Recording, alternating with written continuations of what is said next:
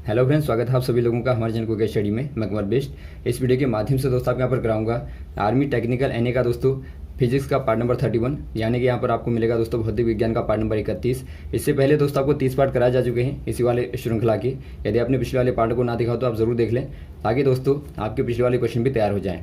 यहाँ पर देखिए दोस्तों, आपको जो क्वेश्चन बताए जाते हैं बार बार एग्जाम में पूछे गए हैं और जिनकी बहुत पूछे जाने की संभावनाएं रहती हैं। तो आराम से आप प्रत्येक क्वेश्चन को देखेंगे दोस्तों, और सारे क्वेश्चन को आप लगातार नोट करते रहेंगे ताकि आप एग्जाम के पहले सारे क्वेश्चनों को रिवीजन कर पाएं। तो शुरू करते हैं। देखिए आज का पहला क्वेश्चन दिखता है दोस्तों आपको, अनआयनिक विकिरण का सर्वाधिक रूप क्या होता है, सर्वाधिक ऊर्जा वाला रूप क्या होता है। यानी कि दोस्तों आपको बताना है the most energetic form of non ionising radiation. दोस्तों यहाँ पर देखिए, जो आपका नॉन आयनाइजिंग रेडिएशन होता है यानी कि अनआयनिक विकिरण होता है दोस्तों, उसका आपको नॉन आयनाइजिंग रेडिएशन का यानी कि विकिरण का दोस्तों क्या बताना है, आपको सर्वाधिक एनर्जेटिक फॉर्म बताना है, यानी कि दोस्तों ऊर्जावान रूप बताना है। कौन सा वाला होगा, रडार होगा, इंफ्रारेड होगा, अल्ट्रावायलेट होगा या माइक्रोवेव होगा। यहाँ पर दोस्तों हो जाएगा यूवी रेज हो जाएगा दोस्तों, यानी कि पराबैंगनी किरणें होता है, ऑप्शन नंबर सी वाला। तो यहाँ पर आप सी वाले में टिक कर देंगे। अगला क्वेश्चन दोस्तों आपको दिखाई देता है, एक 100 वाट का बल्ब 10 घंटे खुला छोड़ा जाता है, यदि विद्युत व्यय 10 सेंट में प्रति किलोवाट घंटे हो तो बल्ब का व्यय क्या होगा। यानी कि दोस्तों आपको पूछा गया है the 100 watt light bulb is left on for 10 hours, electricity is 10 cent per kilowatt hour, how much did cost to operate the light bulb.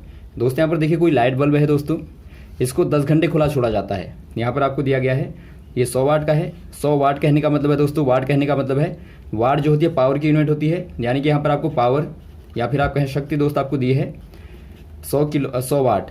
और यहाँ पर आपको जो यहाँ पर आपको टाइम दिया है, जलाया गया है, टाइम आपको दिया गया दोस्तों 10 आवर का, यानी कि 10 घंटे तक इसको जलाया जाता है। तो यहाँ पर आपको क्या बताना है दोस्तों, आपको व्यय बताना है। तो इससे पहले दोस्तों आप खर्चा निकालेंगे, यानी कि जो एनर्जी का लॉस हुआ दोस्तों, या फिर आप कहें दोस्तों जो कार्य हुआ, कार्य कहें, वर्क कहें, या फिर आप दोस्तों एनर्जी कहें, बराबर क्या हो जाएगा, ये आपका होता है पावर इंटू टाइम, यानी कि पीटी होता है। तो यहाँ पर पी के स्थान पर आप 100 को रखेंगे और गुणा टी के स्थान पर आप 10 को रखेंगे। तो क्या देखते हैं दोस्तों, यहाँ पर क्या मिलता है आपको, यहाँ पर आपको मिलेगा 1000 यानी कि 1000 मिलेगा। और आप जानते हैं दोस्तों 1000 कहाँ में आया, ये आपका पीटी यानी कि ये आपका दोस्तों आता है वाट घंटे में आर में। और आप जानते हैं दोस्तों 1000 वाट बराबर क्या होता है, 1 किलोवाट होता है। तो 1 किलोवाट आर आ गया आपके पास में जो वर्क है, या फिर आपके जो एनर्जी आती है, जो व्यय आता है दोस्तों आपके पास में 1 किलोवाट आर आता है। और आपको यहाँ पर दिया है दोस्तों पर किलोवाट आर का जो व्यय है वो दोस्तों क्या है, वो यहाँ पर आपको दिया 10 सेंट है। यानी कि यहाँ पर आप देखते हैं दोस्तों, पर कहने का मतलब है 1 किलोवाट आर का दोस्तों व्यय आपका 10 सेंट दिया है, यानी कि यहाँ पर जो आपका व्यय होगा, जो इन्वेस्टमेंट होगा दोस्तों, वो हो जाएगा 10 सेंट। 10 सेंट्स आपको दिया है ऑप्शन नंबर ए वाला। तो ए वाले में आप टिक कर देंगे। अगला क्वेश्चन देखिए दोस्तों, एक कण की स्थिति को समय के सापेक्ष में एक समीकरण के द्वारा x बराबर टी क्यूब प्लस 2 के द्वारा दिखाया जाता है, जहां x फीट तथा समय t सेकंड में है। किसी समय त्वरण का मान क्या होगा। यानी कि दोस्तों आपको बताना है the position of a particle with respect to time is given by the equation x equal to t cube plus 2 where x is in feet and time is in seconds. What is the acceleration of the particle at a time. दोस्तों यहाँ पर देखिए, जब भी आपको दिया होगा position दोस्तों, यहाँ पर कोई पार्टिकल है दोस्तों जो कि क्या कर रहा है, मूव कर रहा है। और यहाँ पर आपको दिया है दोस्तों पोजीशन, पार्टिकल की जो पोजीशन है यानी कि स्थिति है, वो आपको दी है x equal to t cube plus 2, यानी कि यहाँ पर दोस्तों आपको टाइम के अकॉर्डिंग पार्टिकल की पोजीशन दी है। तो यहाँ पर आपको क्या बताना है दोस्तों, आपको एक्सेलरेशन बताना है, यानी कि आपको त्वरण बताना है। त्वरण आप जानते हैं दोस्तों क्या होता है, वेग परिवर्तन की दर को त्वरण कहते हैं, या फिर आप कह सकते हैं दोस्तों change in velocity per unit time जो होता है उसी को आप क्या बोलते हैं दोस्तों, त्वरण बोलते हैं। अब यहाँ पर देखिए दोस्तों, जब आपको पोजीशन दी होगी तो वहाँ से क्या निकालेंगे आप पहले निकालेंगे दोस्तों टाइम के रिस्पेक्ट में वेलोसिटी को, यानी कि जो आपका वेलोसिटी होती है दोस्तों क्या होती है, ये आपका होता है दोस्तों v equal to d x upon d t. यहाँ पर आप जानते होंगे दोस्तों आपने क्या किया, आपने x को यानी कि पोजीशन को दोस्तों, पोजीशन का जो आपका वेरिएबल है, जो चर है, उसको दोस्तों आपने t के सापेक्ष में क्या किया, अवकलित कर दिया। अवकलित करने का मतलब है आपने डिफ्रेंशिएट कर दिया। आप जानते होंगे दोस्तों आपने डिफ्रेंशिएशन को पढ़ा होगा। तो आप क्या कर देते हैं दोस्तों, यहाँ पर आप जो पोजीशन का वेरिएबल है उसका डिफ्रेंशिएशन करेंगे। तो यहाँ पर आपको क्या मिलेगा, यहाँ पर दोस्तों आपको वेग मिलेगा, यानी कि वेलोसिटी मिलेगी। तो क्या हो जाएगा, यहाँ पर आपका D upon d T, x के स्थान पर दोस्तों आप मान को रखेंगे एक्स का टी क्यूब प्लस 2।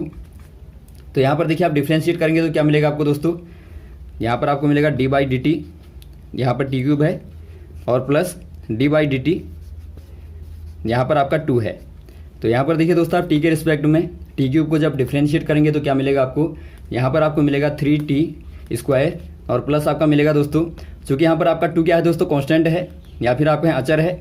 तो जो कांस्टेंट होता है दोस्तों, यदि आप उसका डिफ्रेंशिएशन करते हैं तो वहाँ पर आपको ऑलवेज 0 मिलता है, तो ये आपका 0 हो जाएगा। तो यहाँ पर आपको मिलता है दोस्तों v बराबर 3t²। और आपको चाहिए दोस्तों त्वरण यानी कि एक्सीलरेशन चाहिए आपको, जो कि a बराबर होता है dv अपॉन dt, यानी कि वेलोसिटी का आप टाइम के सापेक्ष दोस्तों टाइम के रिलेट में डिफ्रेंशिएट कर देते हैं तो आपको मिलेगा त्वरण। तो a बराबर क्या हो जाएगा दोस्तों, आपका dv अपॉन dt हो जाएगा, यानी कि d बाई डी टी, यहाँ पर आप v के स्थान पर रखेंगे 3t²। तो यहाँ पर क्या मिलेगा दोस्तों आपको, यहाँ पर आपको मिलेगा 3 आपका बाहर आ जाएगा दोस्तों, 3 बाहर आ जाएगा और d by D T t² कर देंगे, यानी कि यहाँ पर आपको मिलेगा दोस्तों 6t, यानी कि दोस्तों आपका a बराबर क्या आ जाएगा 6t आ जाएगा। तो यहाँ पर देखिए दोस्तों आपको निकालना क्या है, तो यहाँ पर देखिए दोस्तों आपको जो त्वरण निकालना है वो आपको निकालना था टाइम 2 सेकंड पे। यहाँ पर थोड़ा सा लिखने में मिस हुआ था दोस्तों। तो t बराबर आपको काहे पे निकालना है, मेन चीज़ दोस्तों आपकी ये वाली इक्वेशन है। यदि आप a बराबर निकाल लेंगे तो आराम से आप वहाँ पर t कुछ भी रखेंगे तो आपको आराम से त्वरण मिलेगा। तो यहाँ पर देखिए दोस्तों आपको t बराबर 2 सेकंड पे निकालना है, तो आप कैसे निकालेंगे, t के स्थान पर दोस्तों आप 2 को रख देंगे। तो a बराबर क्या हो जाएगा 6 गुणा 2 यानी कि 12 दोस्तों क्या हो जाएगा फीट पर सेकंड का स्क्वायर। आप जानते हैं दोस्तों जो आपका त्वरण का मात्रक होता है वो आपका मीटर पर सेकंड का स्क्वायर होता है, लेकिन यहाँ पर आपको जो दूरी का दिया है दोस्तों, दूरी आपको फीट में दी है, तो यहाँ पर आप फीट पर सेकंड का स्क्वायर कर देंगे। तो ऑप्शन नंबर आपका हो जाएगा दोस्तों बी वाला। यदि आपको टाइम दोस्तों जो भी दिया होगा वहाँ पर आप टाइम का मान रखेंगे तो आराम से आपको त्वरण मिलेगा। यदि आपको दोस्तों वेग पूछा जाता यानी कि वेलोसिटी पूछी जाती दोस्तों, तो वेलोसिटी क्या हो जाती, v बराबर आपने निकाला था 3t का स्क्वायर, तो यहाँ पर आप t के स्थान पर दोस्तों 2 को रखेंगे तो 2 दूनी 4 तियाँ 12 दोस्तों मीटर पर सेकंड। यहाँ पर यदि आपको फीट में दिया तो आपका फीट पर सेकंड वेलोसिटी आ जाएगी। तो यदि आपको वेलोसिटी पूछी जाएगी तो आराम से आप निकाल लेंगे। अगला क्वेश्चन देखिए दोस्तों, एक सौर सेल लाल प्रकाश की प्रतिक्रिया नहीं करता है जबकि हरे रंग की करता है, सोलर सेल किस में प्रतिक्रिया देगा। यानी कि दोस्तों आपको बताना है a solar cell does not respond to red light but does respond to green light, the solar cell will be able to respond to. दोस्तों यहाँ पर देखिए जो आपका सोलर सेल होता है, सोलर सेल जो होता है दोस्तों वो किसके प्रति आपको बताना है कि रिस्पॉन्ड करता है दोस्तों, इनमें से आपका कौन से वाले रेस के प्रति रिस्पॉन्ड करता है आपको बताना है। यहाँ पर आपको दिया भी गया है कि वो लाल रंग के प्रति दोस्तों लाल प्रकाश के प्रति प्रतिक्रिया नहीं करता है जबकि हरे के प्रति करता है। ऐसा क्यों होता है, पहला आपको दिया दोस्तों माइक्रोवेव, दूसरा आपको दिया इंफ्रारेड, तीसरा आपको दिया अल्ट्रावायलेट और चौथा आपको दिया है ऑल ऑफ दी अबव। यहाँ पर दोस्तों आपका हो जाएगा ये जो रिस्पॉन्ड करता है ये दोस्तों रिस्पॉन्ड करता है अल्ट्रावायलेट का, यानी कि दोस्तों आप कह देंगे जो अल्ट्रा वायलेट होती है यानी कि जो पराबैंगनी किरणें होती हैं दोस्तों उन्हीं को करता है। तो ऑप्शन नंबर आपका हो जाएगा सी वाला अल्ट्रावायलेट। अगला क्वेश्चन देखिए दोस्तों, ऊर्जा की न तो उत्पत्ति होती है और न ही विनाश होता है, यह केवल एक रूप से दूसरे रूप में बदल जाती है। यह सिद्धांत निम्न में से है। आपको बताना है दोस्तों the principle that energy may be converted from one form to another but it can not be either created और डिस्ट्रॉयड।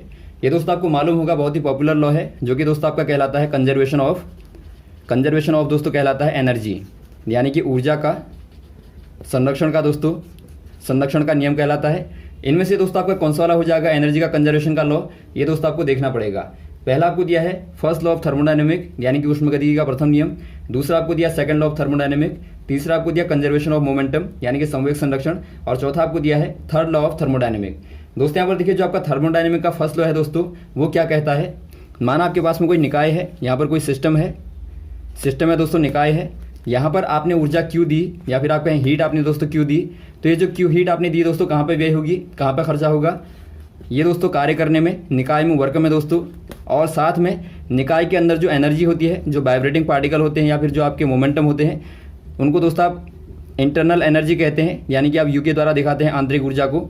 तो वहाँ पर दोस्तों आपका यू में खर्च होता है और कार्य करने में निकाय को कार्य करने में। तो यहाँ पर आप देखते हैं दोस्तों यदि आप ऊर्जा को देखें या फिर आप हीट को देखें दोस्तों, ये कन्वर्ट काहे में हो गई, कार्य में और आंतरिक ऊर्जा में, यानी कि दोस्तों जो आपने हीट दी वो दोस्तों यहाँ पर आपकी दूसरे वाले रूप में कन्वर्ट होगी, ना कि इसका विनाश हुआ। तो ये दोस्तों क्या दिखाता है, एक प्रकार से ये दिखाता है कंजर्वेशन ऑफ दोस्तों एनर्जी को दिखाता है, यानी कि दोस्तों ऊर्जा के संरक्षण को दिखाता है। इसीलिए आप कह देंगे फर्स्ट लॉ ऑफ थर्मोडायनेमिक, यानी कि ऊष्मगतिकी का प्रथम नियम। तो ऑप्शन नंबर आपका ए वाला सही हो जाएगा। अगला क्वेश्चन देखिए दोस्तों, नाभिकीय रिएक्टरों में किसका प्रयोग शीतलक के रूप में कभी नहीं होता है, यानी कि दोस्तों आपको बताना है which is never used as a coolant in nuclear reactor. दोस्तों यहाँ पर देखिए जो न्यूक्लियर रिएक्टर होते हैं, न्यूक्लियर रिएक्टर आपको मालूम होगा दोस्तों, जो कि एक प्रकार से जो न्यूक्लियर प्लांट होते हैं वहाँ पर दोस्तों एनर्जी के लिए खासतौर पर इनका इस्तेमाल होता है। एज कैसे होता है दोस्तों, फिशन के द्वारा और दोस्तों फ्यूज़न के द्वारा। तो यहाँ पर देखिए दोस्तों आपको बताना है, यहाँ पर जो कूलेंट के तौर पर होता है, माना आपको रिएक्टेंट को दोस्तों क्या करना है, कूल करना है, ठंडा करना है, शीतल करना है, तो वहाँ पर दोस्तों कूलेंट के तौर पर किसका इस्तेमाल नेवर, यानी कि कभी नहीं होता दोस्तों। आपको बताना है इनमें से आपका पहला वाला दिया आपको लिक्विड सोडियम का या वाटर का या हीलियम गैस का या लिक्विड नाइट्रोजन का। यहाँ पर दोस्तों जो आपकी लिक्विड नाइट्रोजन होती है, यानी कि जो दोस्तों आपकी तरलीय या फिर आप कहें द्रवीय नाइट्रोजन होती है दोस्तों, इसका इस्तेमाल कभी भी कूलेंट के तौर पर नहीं होता है। तो ऑप्शन नंबर आपका हो जाएगा डी वाला। ये दोस्तों बहुत रिएक्टिव होती है तो इसका इस्तेमाल नहीं होता है। तो ऑप्शन नंबर आप डी वाले में टिक कर देंगे, लिक्विड नाइट्रोजन। अगला क्वेश्चन देखिए दोस्तों, प्रकाश वैद्युत धारा प्रकाश ऊर्जा द्वारा सीधे उत्पन्न होती है, इसमें अर्धचालक द्वारा क्या अवशोषित होता है जिससे धारा उत्पन्न होती है, यानी कि दोस्तों आपको बताना है photo electricity is directly produces from solar energy when which are absorbed by semiconductors to create a electric current. दोस्तों यहाँ पर देखिए आपको जो फोटो इलेक्ट्रिक इफेक्ट बताया था दोस्तों, फोटो इलेक्ट्रिक जो इफेक्ट था या फिर आप कहें प्रकाश वैद्युत प्रभाव था दोस्तों, वो क्या था। माना आपके पास में दोस्तों कोई प्लेट है, ये प्लेट कैसी होगी दोस्तों, ये आपकी फोटो सेंसिटिव होती है, यानी कि दोस्तों प्रकाश के प्रति क्या होती है, संवेदनशील होती है, संवेदी होती है। माना दोस्तों यहाँ पर प्रकाश आता है, आपको पता होगा दोस्तों जो आपका लाइट आती है, जो प्रकाश आता है कैसे फॉर्म में आता है दोस्तों, ये आपका पैकेट के फॉर्म में आता है, पैकेट के फॉर्म में आता है दोस्तों, जिनको आप क्या बोलते हैं, फोटोन बोलते हैं दोस्तों, जिनमें से प्रत्येक फोटोन की जो ऊर्जा होती है, एनर्जी होती है, वो दोस्तों आपकी एच वी होती है, जहाँ पर एच क्या है दोस्तों, प्लांक कांस्टेंट होता है, और जो वी होता है दोस्तों फ्रीक्वेंसी होती है, यानी कि आवृत्ति होती है। तो इसको भी आप याद रखेंगे दोस्तों। तो यहाँ पर देखिए जो प्रत्येक जो आपका पैकेट आएगा, यानी कि फोटोन आएगा दोस्तों, प्लेट के द्वारा क्या हो जाएगा, यहाँ पर प्लेट के द्वारा दोस्तों एब्जॉर्ब हो जाएगा, यानी कि अवशोषित हो जाएगा। और अवशोषित होने के बाद में दोस्तों यहाँ पर क्या हो जाएगा, यहाँ पर जो इलेक्ट्रॉन था प्लेट पे, यानी कि सेमीकंडक्टर जो प्लेट है दोस्तों, यहाँ पर जो इलेक्ट्रॉन था वो यहाँ से रिमूव हो जाएगा, यानी कि दोस्तों यहाँ पर हुआ क्या हुआ, यहाँ पे एब्जॉर्प्शन ऑफ फोटोन हुआ, और दोस्तों यहाँ से क्या हो गया, अमिशन या फिर आप कहें दोस्तों अमिट हो गया इलेक्ट्रॉन। तो ये दोस्तों ये वाली प्रोसेस दोस्तों कहाँ पर होती है, ये आपकी फोटो इलेक्ट्रिक इफेक्ट में होती है। तो आप इसको याद रखेंगे, यदि आपका दोस्तों फोटोन एब्जॉर्ब होता है तो इलेक्ट्रॉन का दोस्तों एमिशन होता है, यानी कि इलेक्ट्रॉन वहाँ पे निकल जाता है। तो जो ये निकलेगा दोस्तों, ये क्या करेगा, यही दोस्तों इलेक्ट्रिसिटी को प्रोड्यूस करता है, यानी कि धारा को उत्पन्न करता है। तो यहाँ पर आप क्या कह देंगे दोस्तों, किसका एब्जॉर्प्शन होता है, यहाँ पर होता है फोटोन का एब्जॉर्प्शन, यानी कि दोस्तों फोटोन का अवशोषण होता है। तो ऑप्शन नंबर आपका हो जाएगा डी वाला। अगला क्वेश्चन देखिए दोस्तों, एक आदर्श रिवर्सिबल ऊष्मा इंजन की दक्षता क्या होगी यदि इसे 600 डिग्री केल्विन स्रोत तथा 150 डिग्री केल्विन सिंक यानी कि अवशोषी के बीच में दोस्तों लगाया जाता है। यानी कि आपको पूछा गया है what is the ideal efficiency of a reversible heat engine cyclically operating between a source temperature of 600 kelvin and a sink temperature of 150 kelvin. दोस्तों यहाँ पर देखिए आपको क्या दिया है, आपको दोस्तों एक रिवर्सिबल हीट इंजन दिया है, और यहाँ पर आप देखते हैं दोस्तों ये कैसे है, साइक्लिकली ऑपरेट किया गया है। यहाँ पर मान लीजिए दोस्तों आपका सोर्स है, यानी कि जो ऊर्जा का यहाँ पर सोर्स है दोस्तों एनर्जी का, और यहाँ पर दोस्तों क्या है, सिंक लगा हुआ है, और बीच में दोस्तों आप देखते हैं साइक्लिकली जो आपका रिवर्सिबल इंजन है वो दोस्तों ऑपरेट किया गया है। तो यहाँ पर आपको क्या बताना है दोस्तों, यहाँ पर आपको बताना है इसकी इफिशियंसी यानी कि दक्षता क्या होगी। यहाँ पर दोस्तों आप देखते हैं ये आपका T1 टेम्परेचर मान लेंगे सोर्स का, और इसको दोस्तों आप T2 टेम्परेचर मान लेंगे। तो इफिशियंसी नीटा बराबर क्या होता है दोस्तों, T1 minus T2 upon T1 होता है। यदि आपको परसेंटेज में निकालना है दोस्तों, प्रतिशत में निकालना है, तो आप कर देते हैं गुणा 100। तो यहाँ पर दोस्तों आप इसी का इस्तेमाल करेंगे, तो क्या हो जाएगा, आपको T1 बराबर दिया है दोस्तों 600 डिग्री केल्विन, और यहाँ पर आपका T2 बराबर दिया है आपको 150 डिग्री केल्विन। और आप ध्यान देंगे दोस्तों, आपको क्वेश्चन पूछा जाएगा तो टेम्परेचर दोस्तों आपका केल्विन में ही होना चाहिए, अदरवाइज आप चेंज कर लेंगे। तो यहाँ पर आपको दिया है नीटा बराबर हो जाएगा 600 माइनस 150 बट्टा क्या हो जाएगा 600 यानी कि 600 और गुणा दोस्तों आप 100 कर देंगे तो क्या मिलेगा यहाँ पर आपको 450 मिलेगा अपॉन 0 से आप 0 कैंसिल कर देंगे और यहाँ पर आपको मिलता है दोस्तों 6।